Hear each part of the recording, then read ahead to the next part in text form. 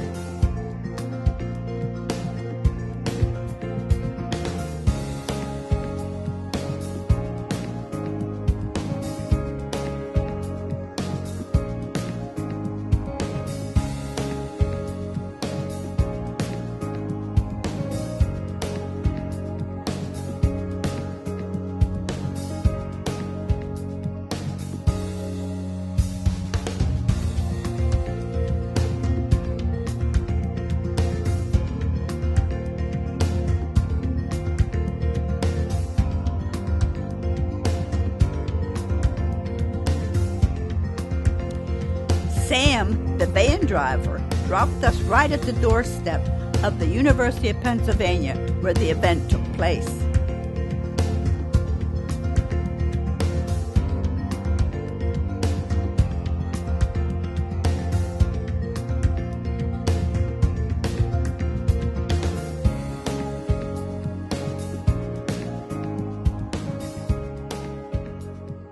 Hello everyone, we're here at the University of Pennsylvania and we're here for a very good cause. We're going to hear all about Alzheimer's and how we're going to help those in Pennsylvania.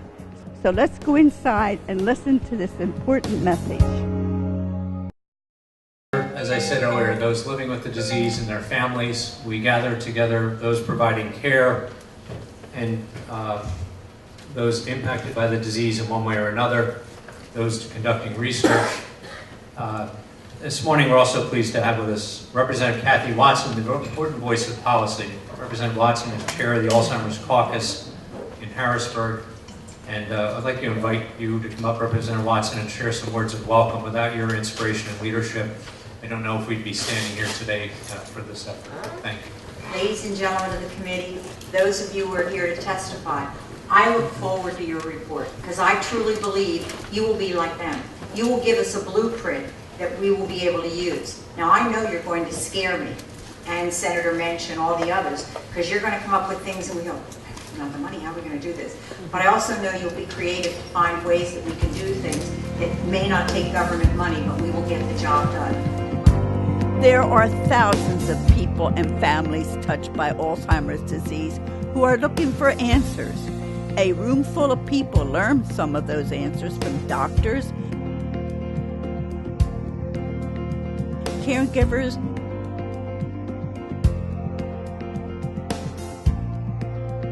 and those personally affected as they shared their information and stories relating to the disease.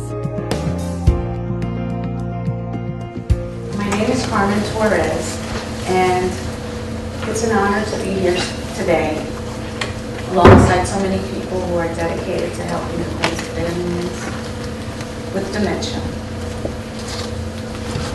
I'm 52 years old.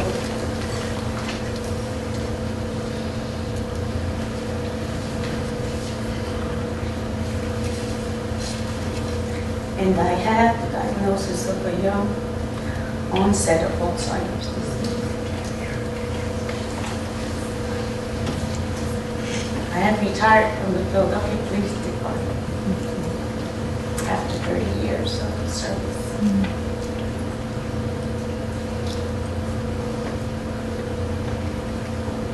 And I would still be working if I didn't have this diagnosis. When I was diagnosed, I reached out to the Delaware Valley chapter of the Alzheimer's Association to get more information. And to find out what programs will help me. I am now involved in an early stage support group and serve as an early stage advisory counselor. Since my diagnosis, I have learned to live in the moment. I know I'm sick, but I also know what's going on. So, I have a chance to make the most out of it. I have 2 daughters, and I'm stepping out of this for a minute. 2 daughters, and I have 3 grandchildren. So I don't mind getting dirty with them so much anymore.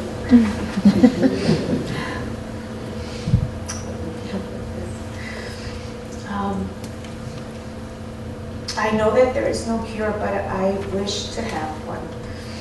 I only hope that researchers will continue to try for treatment that works and will help me and millions of others who are affected.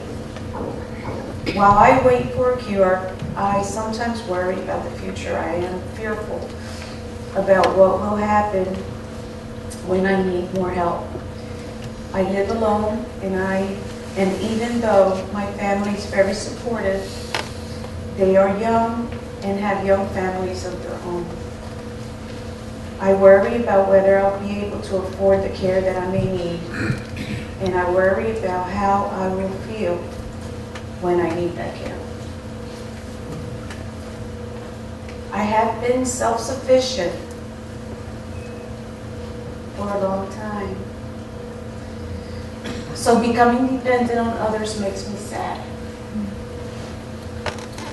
This diagnosis and what it means can be sobering when we all know that the story does not end here.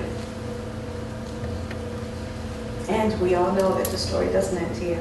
I am concerned about people who do not have what I have, who live alone and are young like me with Alzheimer's disease. Some have very little money and no support. Please address the issues of people who are younger with Alzheimer's, and please make certain that they can get the care that they need. There are 2 ways of looking at this. Feeling sorry for yourself and feeling sorry for yourself or being grateful. I choose to be grateful for what I have today and for the hope that I have for the future. I may not remember what happened yesterday and not be able to focus on what I am doing tomorrow, but I do believe that I have today, and today I am hopeful as the state of Pennsylvania is listening to me and to others who have Alzheimer's disease. I believe in you. Thank you so much for this opportunity.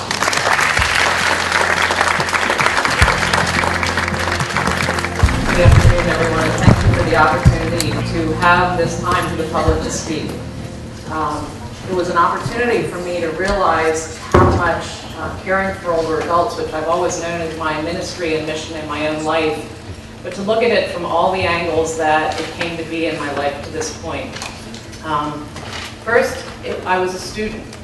I was a student who knew that they wanted to study healthcare, a nursing student, a student who graduated from Penn State with a degree in health planning and administration, and from Temple with a certificate in long-term care administration, and continue to be a student, and they love to learn and love the issues of aging and Alzheimer's and that sort of thing. And then I became a provider. I'm a licensed nursing home administrator in the state of Pennsylvania, and I'm a personal care home administrator. So I've worked for nonprofit organizations with multiple sites of daycares and skilled nursing facilities and assisted livings and all those sorts of things, and senior centers, and served on the boards. I've run support groups, so I've seen the emotional impact, I've seen the psychological impact. I've spent time talking to spouses who have told me things like, I needed to mourn the loss of my Gracie and learn to love this new woman.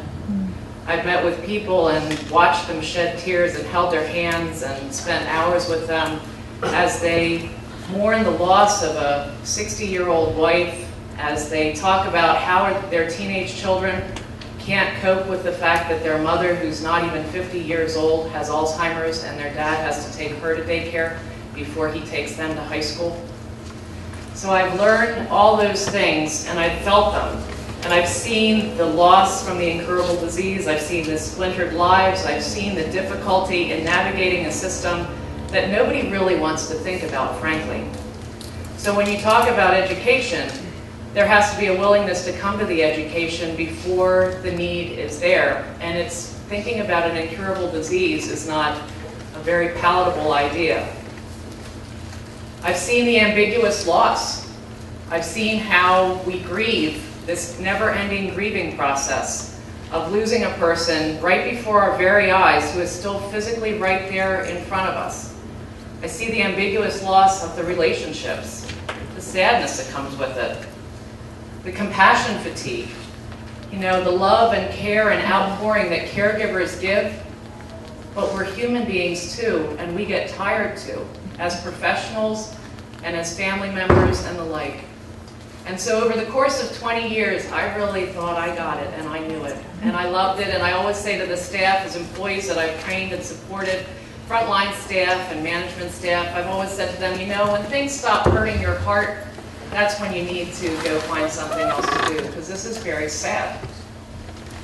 And then I got my real education. I learned it as a daughter.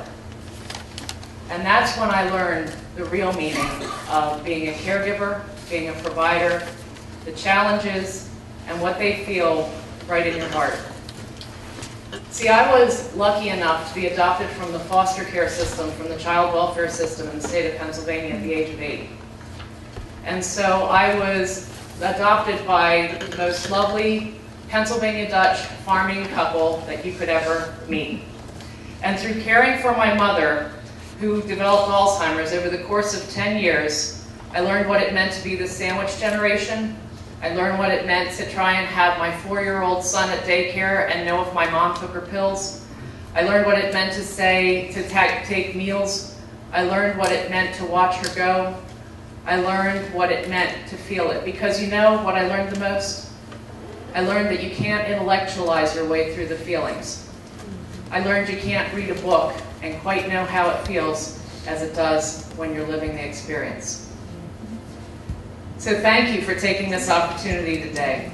It affects all of us. I believe there are many organizations, community, churches, civic, that will help the government in achieving these goals.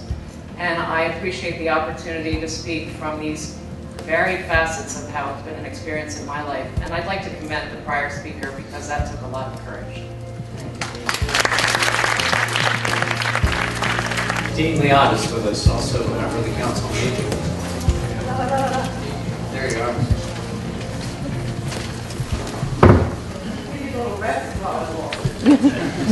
Take your time.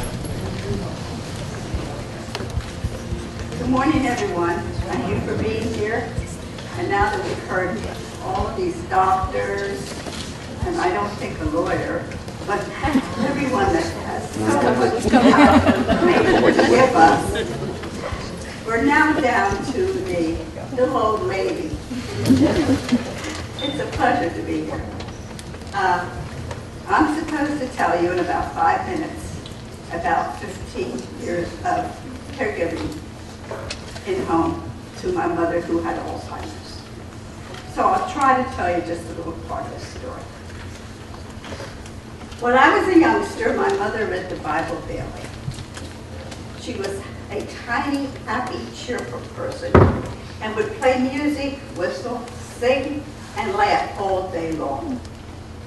Fortunately for both of us, our homes were adjacent. Our bedrooms met. So all I needed to do was open a doorway so that I could take care of her. So it was when I became caregiver for 15 years.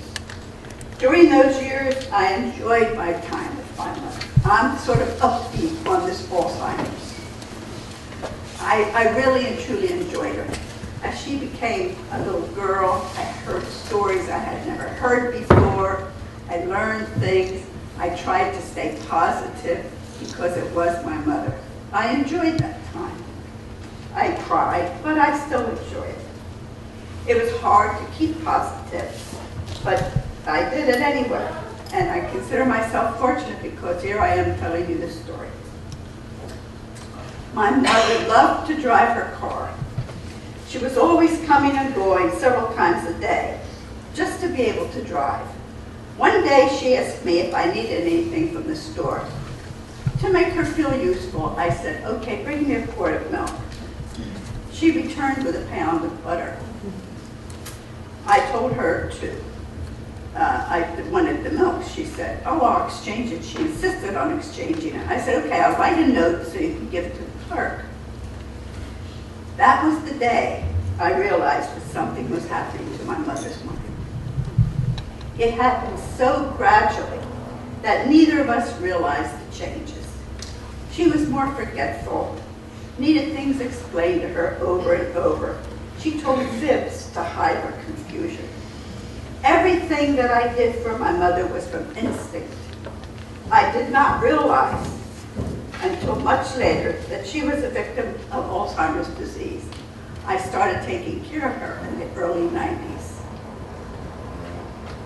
As you know, Alzheimer's disease is one step at a time.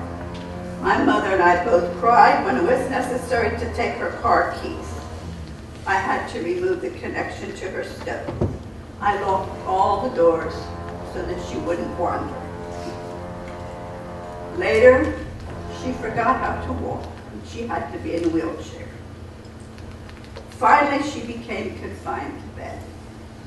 When my mother became my baby, I changed her diapers, as she changed mine when I was her baby. And I was happy to be able to do this for her.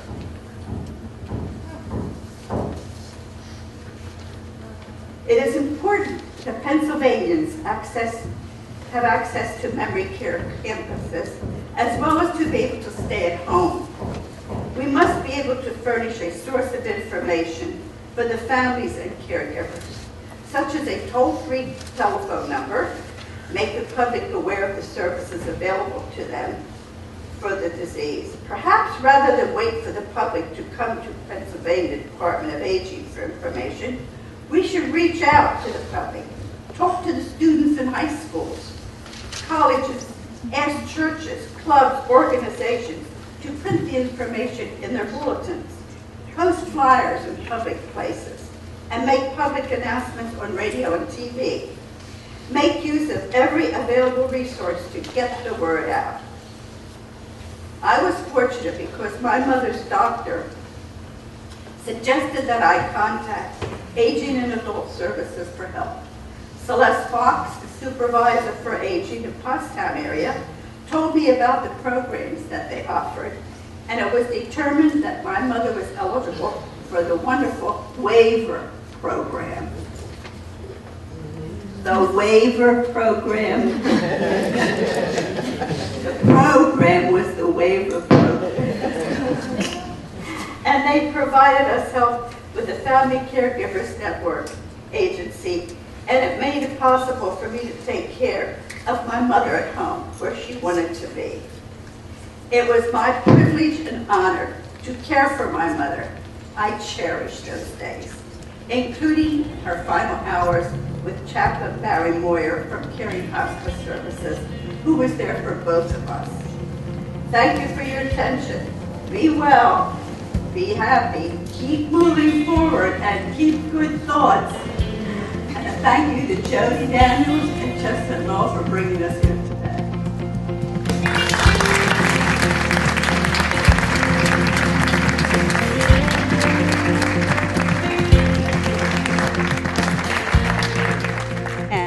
pleasure to introduce Senator Bob Mensch. Dene, good afternoon. How are you? I'm fine. Why are you here today, Senator? Well, you and I are here for a Alzheimer's task force meeting. I'm being a member of the legislature and chairing Aging and Youth Committee in the Senate. I'm a standing member of the committee you were here to present today. We're going around the state trying to discover information, additional information about how the state can assist with the continuing issues surrounding the growth of Alzheimer's disease. You know, and I know that I know your mother.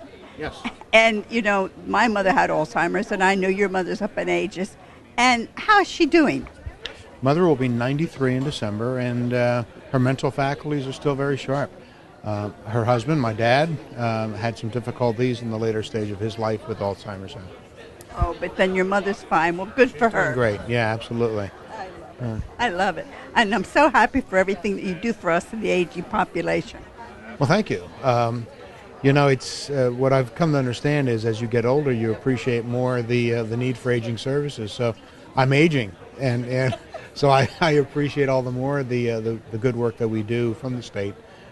It's never enough, but you have to pick your battles and do those things that you can have the greatest effect for the largest part of the population.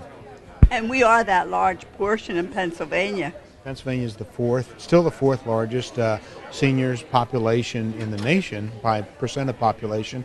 And in Pennsylvania itself, the aging demographic is 28%, I believe is the right number. So I'm glad to be among that. I hope to continue to be here. Well, don't we all? Sure, we want that number to expand and increase, and we want to keep contributing to that expansion, surely. And we want to keep you in the state of Pennsylvania. You keep moving there, Bob. You know, age is the matter of mind. If you don't mind, it doesn't matter. So, yeah, we keep on moving. We're having a lot of fun. And we want to keep you in the Senate. Well, thank you very much. I'd like to stay there. We want you there. And we need Bob there. Don't forget that. Thank you very much, Senator Mensch. Dene, thank you. As always, I look forward to the next time we can sit down and do a full show. That'll be great, very soon. Yes, it's on the calendar. Yeah, I think so. It is my pleasure to introduce the Secretary of Aging, Brian Duke. It's a pleasure to be with you, Dean. And what happened here today? Today there was a regional meeting of the Pennsylvania Alzheimer's Disease Committee. This committee was appointed by Governor Tom Corbett by executive order, following inspiration from our legislators, especially Representative Kathy Watson and others, to talk about Alzheimer's disease and its impact on Pennsylvanians. And about how many people contributed today? You know, we had about 35 speakers today, and they were from a wide spectrum. We had researchers, we had policy people, we had healthcare providers, we had a person living with the disease, and we had their family members. And I think all the information today will be very helpful to the committee. We're traveling the state. We have 6 regional meetings. This was the 4th one, and we'll be gathering that information along with other research to help form recommendations for Governor Corbett. And we are going to have a lot of work to do because there's a lot to read. Well, there's a lot to read, but it also, you know, we have to think about how many of our fellow citizens are faced with the disease. About 400,000 Pennsylvanians either have Alzheimer's or related dementia. So there's a lot of work for the committee and an important work for the committee to continue so that we have a good report in February. And I'm sure, Secretary, that you'll be able to handle this from the Department of Aging. Thank you. Well, I count on a good team I have at the Department of Aging and people like yourself on the Pennsylvania Council on Aging and many others. Thank you so much, and it's so wonderful the governor did this. Thank you. Yeah, we thank Governor Corbett a lot. Thank you. Thank you. And this is the end of a perfect day. We are ready to hop the van from Chestnut, Knoll. Thank you so much for joining us. Come aboard.